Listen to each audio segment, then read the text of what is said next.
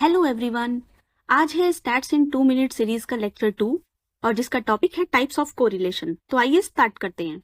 तो सबसे पहले देखते हैं टाइप्स ऑफ कोरिलेशन। हमारे डिग्री ऑफ कोरिलेशन 3 टाइप्स के कोरिलेशन है, positive, negative and no correlation. Positive correlation means अगर एक वेरिएबल इंक्रीज होता है तो दूसरा भी इंक्रीज होगा। If X increases Y increases, if X decreases Y decreases. Example height and weight, किसी की हाइट अगर बहुत ज्यादा है तो वेट भी ज्यादा होगा।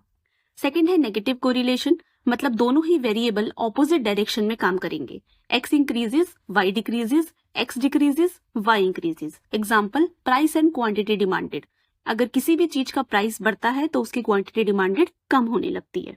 और तीसरा है नो कोरिलेशन, मतलब एक्स के इंक्रीज या डिक्रीज होने से वाई पे कोई भी चेंज नहीं पड़ेगा। Example shoe size and IQ, किसी का शू साइज कितना भी कम या ज्यादा हो उससे उसके IQ लेवल पे कोई भी इम्पैक्ट या रिलेशन नहीं होगा। ये नीचे इसके तीनों ग्राफ्स दिए गए हैं। सेकंड है on the basis of number of variables, तो अगर मेरे सिर्फ और सिर्फ 2 वेरिएबल्स हैं तो वो मेरा कहलाएगा सिंपल कोरिलेशन। जबकि अगर 3 या 3 से ज्यादा वेरिएबल हैं तो या तो वो मल्टीपल हो सकता है या फिर पार्शियल।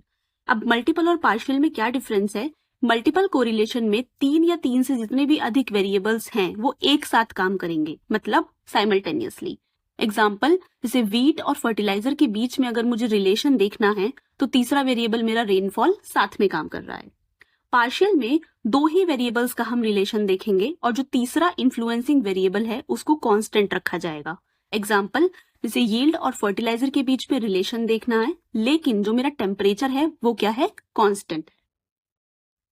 थर्ड है लीनियरिटी। लीनियर कोरिलेशन मतलब वेरिएबल्स कांस्टेंट रेशो पे चेंज होंगे। अगर x वेरिएबल डबल हो रहा है तो y भी डबल होगा, अगर x ट्रिपल हो रहा है तो y भी ट्रिपल होगा।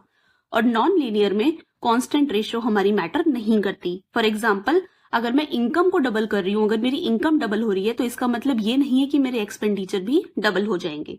ये नीचे इसका ग्राफ दिखाया गया है। लीनियर में हम देख सकते हैं लीनियर है, नॉन लीनियर में थोड़ा सा कर्व आ रहा है, इसीलिए इसको हम कर्वी लीनियर कोरिलेशन भी कहते हैं। और ये है आज का question, answer in the comment section.